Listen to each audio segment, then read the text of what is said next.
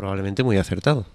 Estético y funcional, porque bueno, en un primer momento cuando se plantea esta cuestión de portar los faroles, también se comenta, bueno, pues el hecho de, debido a que el hábitat natural primitivo de esta cofradía era el entorno patrimonio de la moneda UNESCO, ¿no?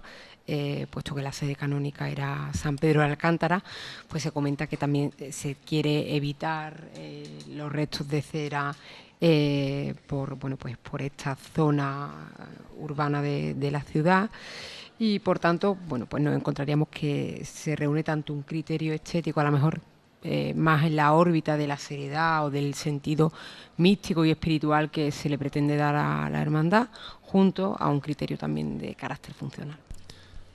Y ya tenemos en la Puerta del Perdón esta magnífica imagen del Cristo de la Universidad, un Cristo verdaderamente impresionante, que para aquellos que no la conocen debemos decir que es un perfecto estudio de la Sábana Santa, de la síndrome de Turín, que muestra con toda su crudeza la realidad del sacrificio que realmente padeció por todos nuestro Señor Jesucristo. Yo creo que es muy difícil imaginar, incluso para aquellos que han estado haciéndolo y estudiándolo. Una de las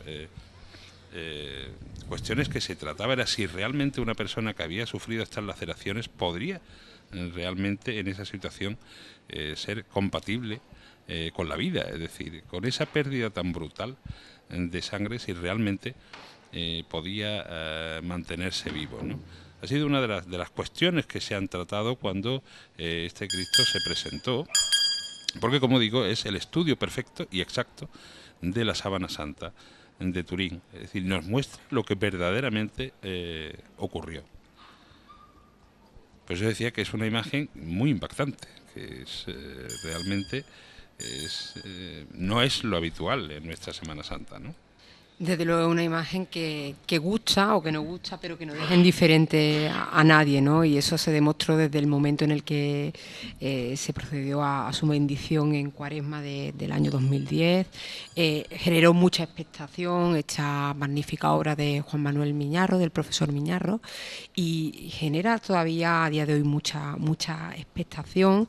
Y te comento que esta expectación viene de diferentes puntos del planeta y, por ejemplo, en Hispanoamérica se le tiene una gran devoción y un gran interés por este crucificado, ¿no? Este crucificado que, como bien has dicho, Manolo, bueno, pues supone la transcripción plástica de la síndrome de Turín, del hombre de la Sábana Santa.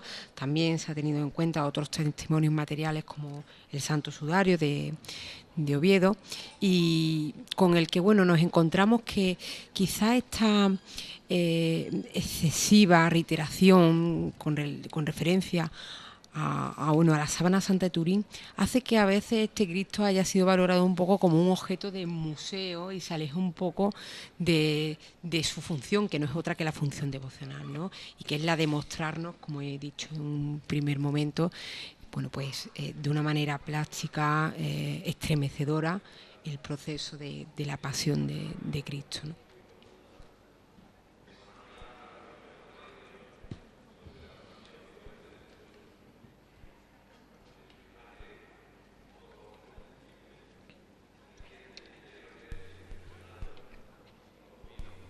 Contemplándola. En esta imagen se invita a conformar la propia vida a la de aquel que se entregó a sí mismo por nosotros. La imagen inspirada en la Sábana Santa, la sábana que envolvió el cuerpo flagelado, atravesado por clavos del Señor, se refleja la imagen del sufrimiento humano. Recuerda al hombre moderno, distraído a menudo por el bienestar y las conquistas tecnológicas, el drama de tantos hermanos, y lo invita a interrogarse sobre el misterio del dolor, para profundizar en sus causas. Esta imagen, al testimoniar la tremenda capacidad del hombre de causar dolor y muerte a sus semejantes, se presenta como el icono del sufrimiento del inocente, de todos los tiempos, de las innumerables tragedias que han marcado la historia pasada y de los dramas que siguen consumándose en el mundo. ¿Cómo no pensar en los millones de hombres que mueren de hambre, en los horrores perpetrados en las numerosas guerras que ensangrientan a las naciones, en la explotación brutal de mujeres y niños, en los millones de seres humanos que viven en la miseria y humillados en los suburbios de las metrópolis? ¿Cómo no recordar con conmoción y piedad a cuantos no pueden gozar de los derechos civiles elementales, a las víctimas de la tortura y del terrorismo y a los esclavos de organizaciones criminales?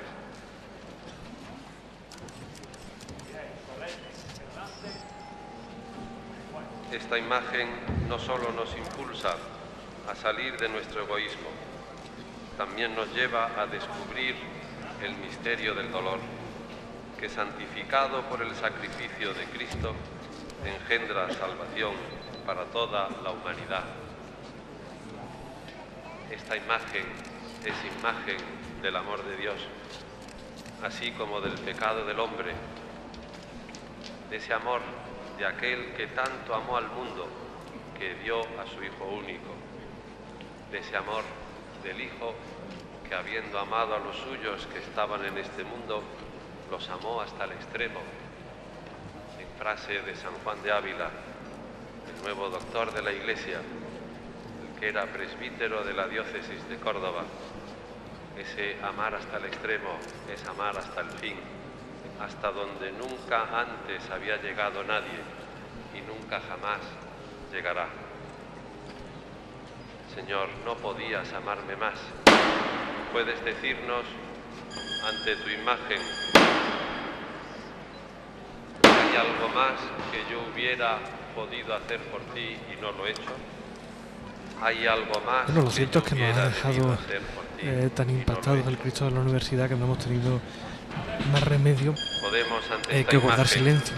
darnos Después cuenta creo que enseguida tendremos ocasión de seguir de que el profundizando un pecado poquito es el en esta responsable magnífica talla de ese que todos hemos sufrimiento. tenido la suerte de Los conocer pecados de todo ser en humano. pleno proceso de elaboración y bendición. La Ahora está aquí contemplación la Virgen de la Presentación, cuerpo está en el centro martirizado del patio de los Naranjos, a nos punto ayuda a de nosotros, dirigirse, ya está levantándose, hombres a punto y de mujeres dirigirse a las contemporáneos, colaboraciones para entrar en la a catedral. librarnos de Esta la segunda imagen, ¿verdad?, de superficialidad Miguel Ángel González y Jurado, que del se bendijo egoísmo, en el año por los que muy a menudo 1990, bellísima consideramos también, el amor y de la que y el el pecado. propio autor considera como Esta ya imagen una de sus primeras grandes obras. cree en el amor de Dios. Está dirigiendo además la palabra a los hermanos de la cofradía, un ilustre canónigo, don Fernando Cruz Conde y Suárez de Tangil. Canónigo arcediano de la Catedral de Córdoba, Efectivamente. Que a ese hecho de ser canónigo de la Catedral de Córdoba une también el ser el director espiritual o conciliario de esta cofradía, y además un profundo enamorado de la sábana santa y Cierto. de la imagen cristífera que acompaña a la hermandad. No solamente un seguidor, sino un investigador también de esta sábana santa. Y bueno, alguien que yo creo que desde el primer momento se ha implicado tremendamente con esta hermandad, que ha sentido, o sea, de la que se ha sentido siempre muy cerca, ¿no es así, Saray? Efectivamente, bueno, pues cuando se inicia esa salida de San Pedro de Alcántara, en el devenir de la hermandad, en el deambular de buscar posible sede canónica, don Fernando Conde, pues, del santuario de juramento, del templo del juramento, y como bien dice, profundamente convencido, pero sobre todo enamorado de la talla del Santo Cristo de la universidad, ¿no? Y bueno, vemos este bellísimo plano de la silueta del Santo Cristo de la Universidad recortándose sobre el espacio único, mágico, espiritual de la Catedral de Córdoba, ¿no? No cabe más belleza, ¿eh? Cada vez más belleza. Imágenes que además tenemos que agradecer a nuestro equipo de realización, que año tras año hace un verdadero esfuerzo por llevarles a ustedes estas, como hemos dicho aquí, bellísimas imágenes de una catedral única en el mundo, no solamente por sus características arquitectónicas, sino porque además el paso del tiempo ha ido aunando estilos que la hacen precisamente única en el mundo. Unos estilos que van pues desde ante la imagen de Nuestra Señora de la bizantino Presentación, primero, visigodo, recordamos barroco, San Juan de Ávila, gótico, mudéjar, Renacentista. es decir, renacentista. Hay un sinfín de estilos aunados perfectamente en esta joya que es la Catedral de Córdoba, y probablemente este será el mejor marco que tengamos para ver la Semana Santa de Córdoba, ¿no? Y hoy Un marco para cualquier Semana Santa. para cualquier Semana Santa, efectivamente, Luis. Pero bueno, yo creo que puede en algún momento chocar el hecho de que no todas las hermandades de Córdoba pasen por esta Santa Iglesia Catedral, ¿no?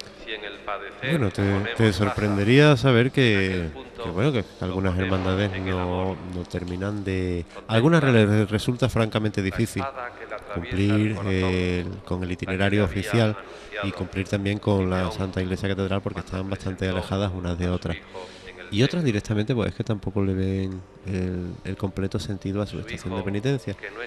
En cambio yo personalmente no me imagino que una Semana Santa pueda ser íntegramente cordobesa sin estar en la Catedral de Córdoba.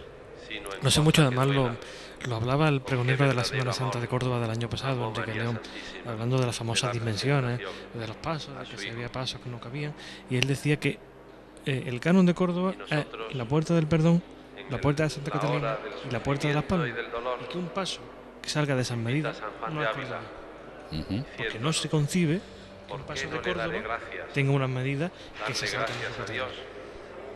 Y en eso estoy de acuerdo con él.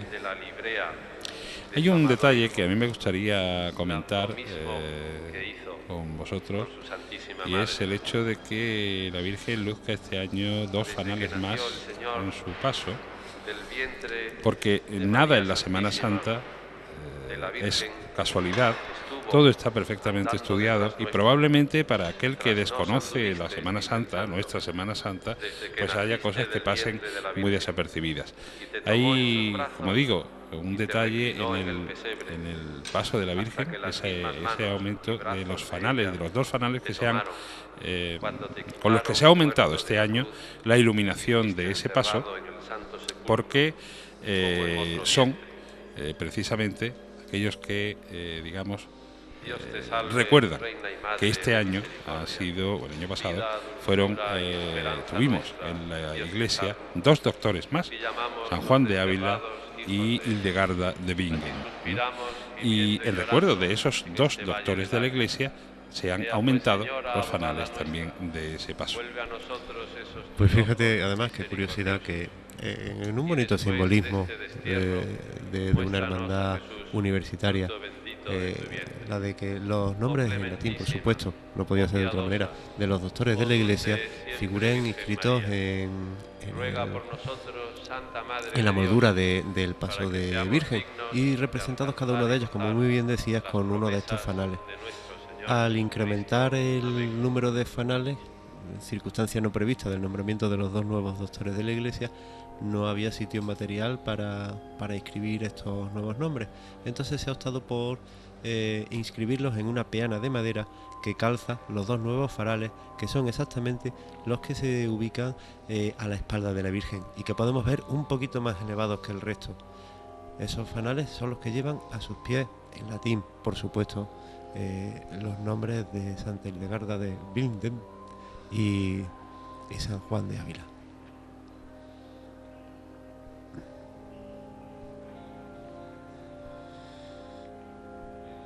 San Juan de Ávila, al que además ha hecho una especial referencia don Fernando en su alocución, destacando precisamente esa cercanía de una hermandad, en el fondo, propia del ámbito académico y profundamente enraizada en su idea de espíritu universitario con los doctores de la Iglesia Católica. No debemos olvidar que San Juan de Ávila fue maestro de sacerdotes, es el patrón, digamos, de los sacerdotes españoles, y por lo tanto, como maestro, evidentemente está muy cerca de la universidad, ¿no? Y el reconocimiento como doctor supone por parte de la Iglesia reconocer su esencial aportación a la doctrina. Yo pienso que San Juan de Ávila estaría bastante contento y bastante enamorado también del Cristo de la universidad, el que tuvo bastantes escritos hablando de la conmoción ante Jesús crucificado, que incluso ese mítico soneto anónimo a Cristo crucificado, ese que todos no sabemos, que empieza: no me mueve mi Dios para quererte, se le ha llegado a atribuir, porque tiene escritos con ideas parecidas, no ha sido de luego una atribución segura, pero sí quiero pensar, asomándose a la espiritualidad de San Juan de Ávila, que tendría este Cristo, como lo tenemos todos, como un gran vehículo para la fe.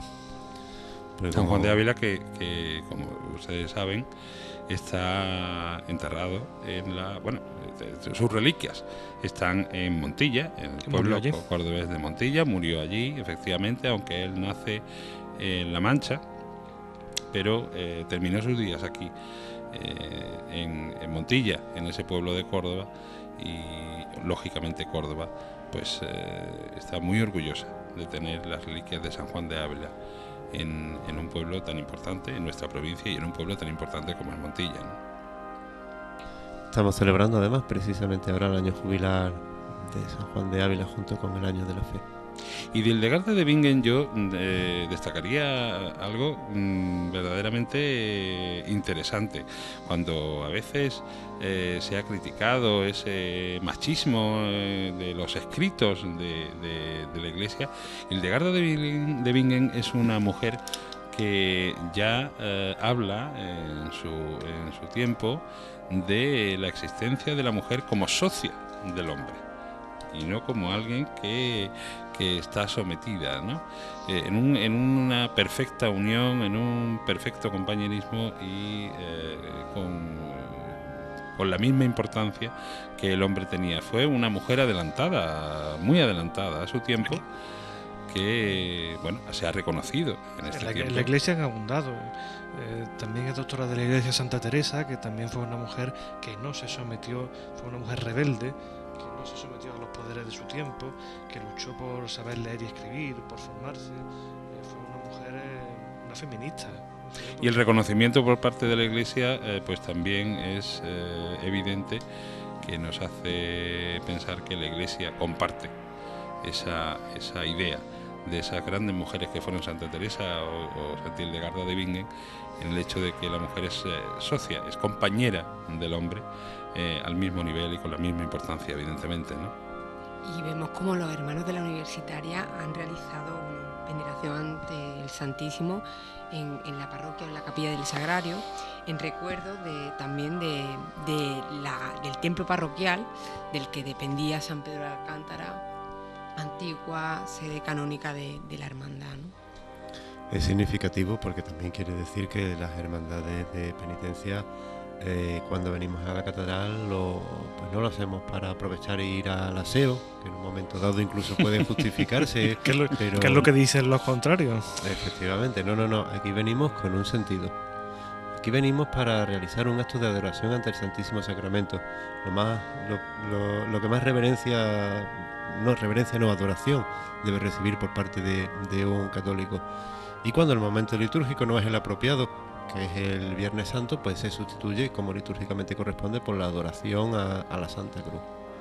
Venimos a eso, y venimos también a identificarnos con la diócesis de Córdoba, como miembro, como fuerza de la Iglesia, como miembros de la Iglesia diocesana. Es para lo que venimos a la Santa Iglesia Catedral a realizar aquí nuestra estación de penitencia. Bueno, porque realmente las cofradías en sus comienzos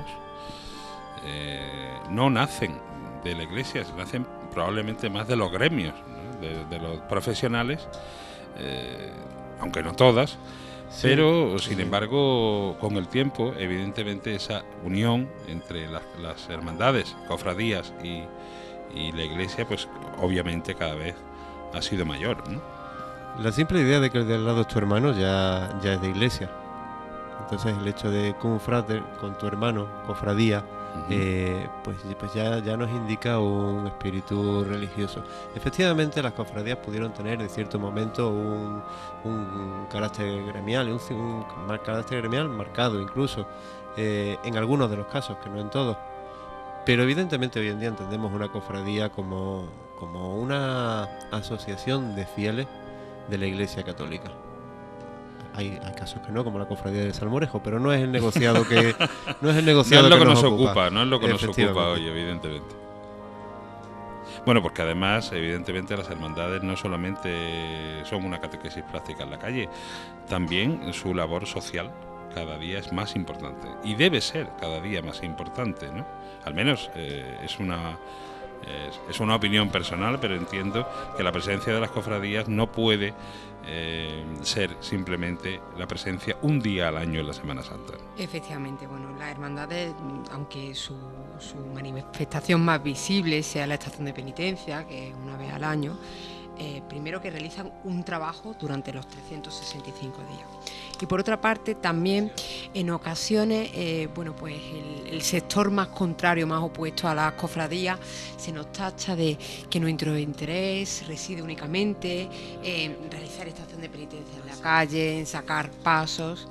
Y yo a esas personas y todos nosotros, todos los cofrades, como miembros activos de la Iglesia Católica que somos, tenemos que recordar que las cofradías realizan una acción social importantísima que a día de hoy se está cristalizando y se está desarrollando más que nunca en este periodo de amplias necesidades, y que son corporaciones que están comprometidas ya no solo con los templos parroquiales a los que se adscriben por medio de su aportación a Cáritas, sino que desarrollan proyectos sociales incluso en territorios foráneos y están al tanto de la situación tan preocupante que, por desgracia, vivimos a día de hoy, ¿no? Y además aportan el 10% de su presupuesto ordinario a la diócesis, para el sostenimiento del clero y para el sostenimiento de la obra social, al menos desde este año es así. De todas formas, reconociendo que es importante, la labor caritativa no es la fundamental ni la esencial en las cofradías, aunque ahora la tengan que aumentar. La labor fundamental es la evangelización y el culto público.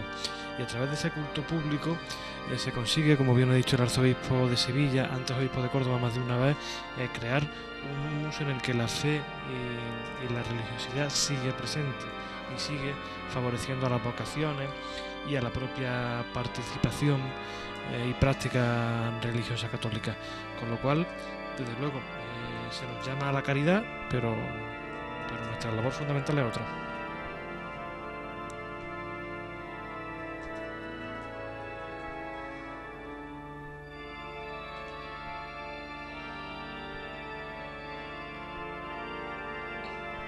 Una preciosa imagen del Cristo de la Universidad con el sagrario de la catedral, que también es la parroquia de la zona de la Santa Iglesia Catedral de Córdoba, y desde luego esa capilla maravillosa que a punto estuvo de ser la biblioteca de la catedral, y durante muchos años se estudió esa posibilidad, terminó siendo pues esa capilla del Sagrario de Córdoba. Capilla y parroquia a la vez, curioso, ¿eh? Efectivamente. Maravillosa capilla de la que algunas veces hemos dicho ya digna, pero siempre insuficiente morada del Señor, ¿no?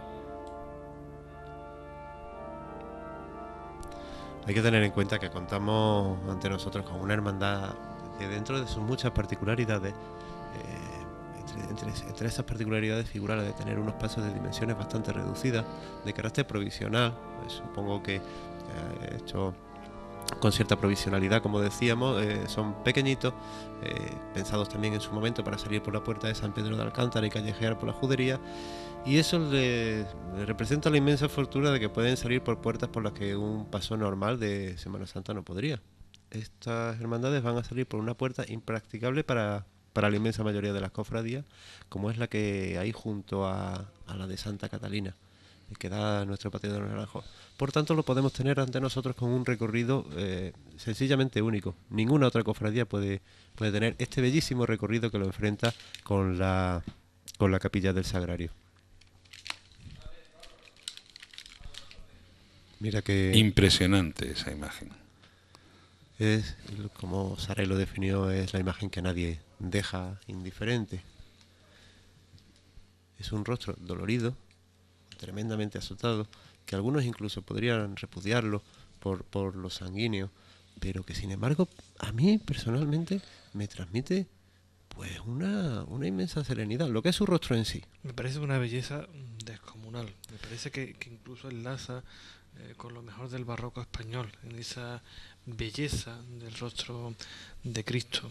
En cuanto a la controversia, yo siempre he visto cierta relación entre la Virgen y el Señor, en el sentido de que si la Virgen es de la presentación y evoca a la profecía de Simeón con la espada, Simeón también le dice será una bandera discutida. Y este Cristo de la universidad fue una bandera discutida y se intentó incluso generar un debate algo artificial, diciendo que si era una imagen, que no podía mover la devoción, lo cual a mí me parece una barbaridad, porque a mí esta imagen me conmueve, me interpela, me hace preguntarme que Cristo sufrió por mí de esta forma y con estos terribles tormentos y con estas heridas. No estoy nada de acuerdo con eso, porque sí me parece que es una imagen que mueve a la conversión profundamente. Sin duda a la meditación sobre muchas cosas que son las que han hecho que en su momento tuviera que padecer así el Señor por nosotros. Es, como decíamos, una imagen que mueve a la profunda reflexión. No creo que repugne por la sangre en absoluto. No podría o no debería, pero sabes que hay espíritus muy sensibles a los que la simple imagen de algo que no esté demasiado edulcorado... Extremadamente sensible. Es que tendemos ahora a una sociedad muy edulcorada. En cualquier caso, a mí lo que sí me parece muy importante es que el hecho de que la universidad y bueno, aquellos que están en su día a día en el estudio tengan esta relación con la fe, puesto que supone, al menos desde mi punto de vista, que entre ciencia y fe hay un diálogo, y un diálogo permanente, ¿no? Entre ciencia y fe hay siempre un diálogo, y históricamente así nos lo dice. Solo hay que ver, por ejemplo, pues la Orden de la Compañía de Jesús, ¿no? De la cual pues han surgido grandes pensadores que han marcado sin lugar a dudas el humanismo que impera en las corrientes de pensamiento europeas, ¿no? Y hasta papas. Especialmente hasta papas, como el pontífice Francisco. Sí, pero quizás los jesuitas sean de los que más se han distinguido por buscar el espacio entre la fe y la razón, también llevado a uno de sus mejores extremos por el ya Papa Emérito Benedicto XVI. También el arte y la búsqueda de la estética y el llegar a Dios por el arte fue algo que preocupó muchísimo a Juan Pablo II, con la creación además de ese Pontificio Consejo para la Cultura, en la que Juan Pablo II, el beato Juan Pablo II, se dirigía especialmente a los artistas y en lo que les decía que bueno, pues que el arte también es una forma de llegar a Dios, ¿no? Alguien que había hecho su tesis doctoral sobre San Juan de la Cruz y sobre Santa Teresa tenía sin duda que preocuparse por esas cosas. De hecho, la carta de Juan Pablo II a los artistas es especialmente emotiva por eso, porque nos habla del arte como un camino de evangelización, como a Dios por la belleza. A Dios por la belleza, porque no es una belleza efímera, es una belleza que nos conduce necesariamente a la admiración de Dios.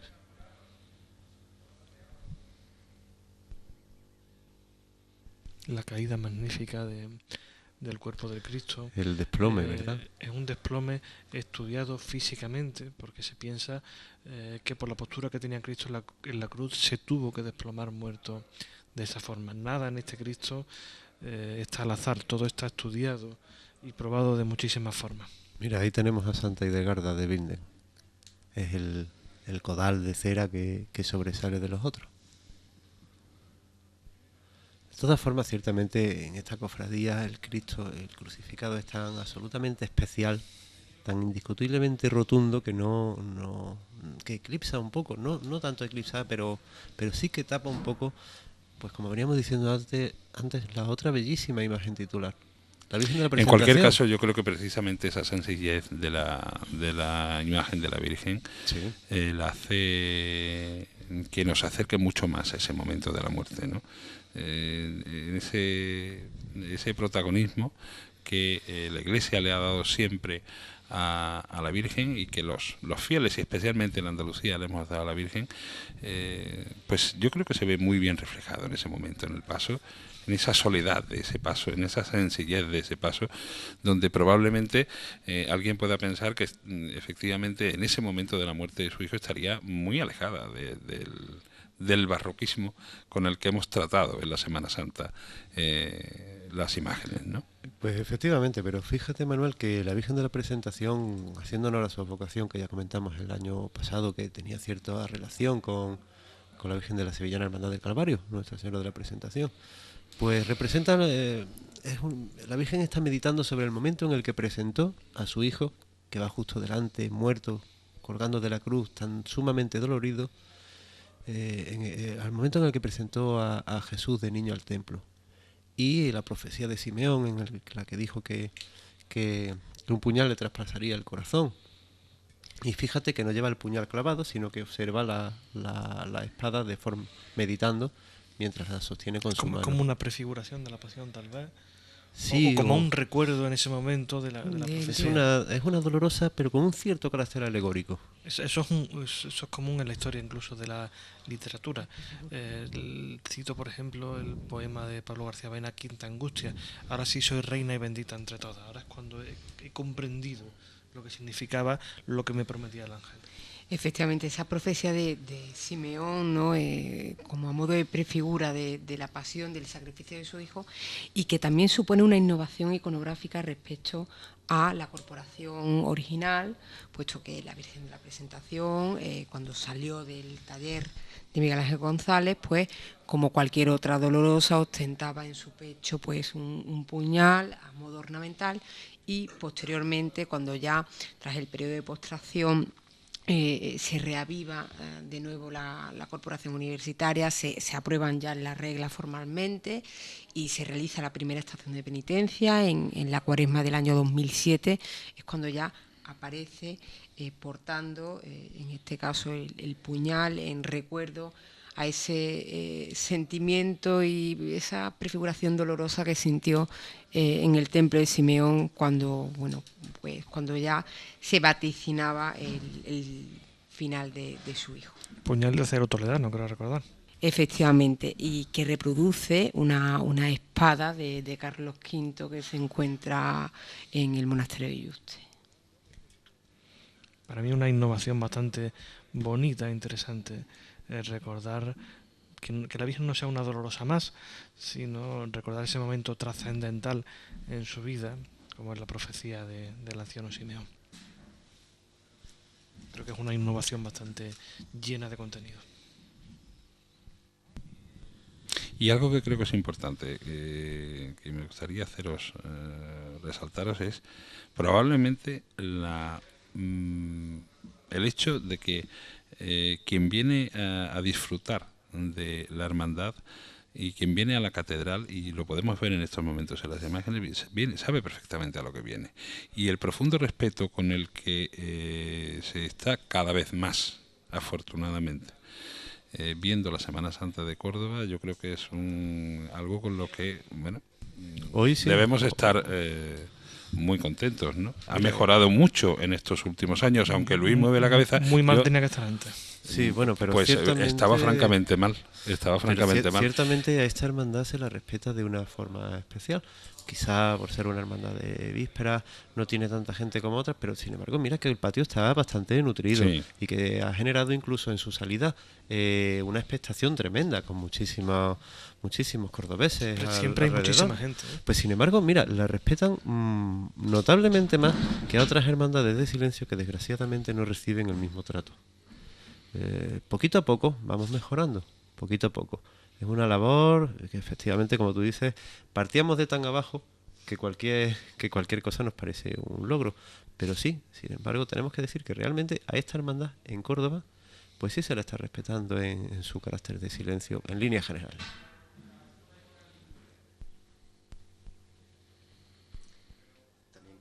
También quizá porque la propia hermandad, por donde quiera que pasa, va imponiendo con sus maneras externas ese respeto y ese silencio.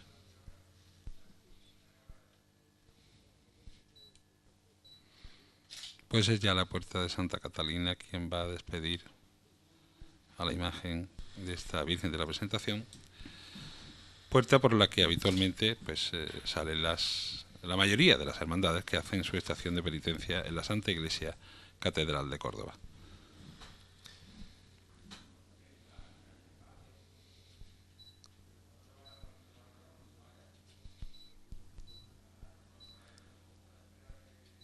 Fíjate que hablábamos hace poco de la tremenda belleza de la Dolorosa, perdón, y comentábamos que, bueno, pues que se debe también un poco el que pase más desapercibida quizás al peculiar atuendo que muestra. Y precisamente los dos invitados que tenemos aquí son dos buenos conocedores de la materia de las vírgenes luctuosas, de las vírgenes vestidas de luto y del origen de este tipo de indumentaria mariana, que al parecer tengo entendido que se origina en la corte de Felipe II. En la corte de Felipe II, ¿verdad? A raíz de una imagen que encarga su segunda o tercera esposa, creo recordar, Isabel de Valois, que una de sus damas da una serie de vueltas acerca de cómo vestirla y le pone sus propias vestiduras como viuda de corte. Esa vestidura consiste en manto negro, saya también negra y un largo tocado blanco que llega casi hasta el suelo, en consonancia con la nobleza de la propia imagen. No es el caso de la Virgen de la Presentación, que va vestida de dama de luto, no de viuda noble. También tenemos cierta tendencia a identificar este tipo de vestiduras con un hábito monjil, por la forma precisamente en la que se nos muestra el óvalo facial tapado, o sea, con todo lo demás tapado, como pasa con los hábitos de las religiosas que profesan, de las monjas en definitiva.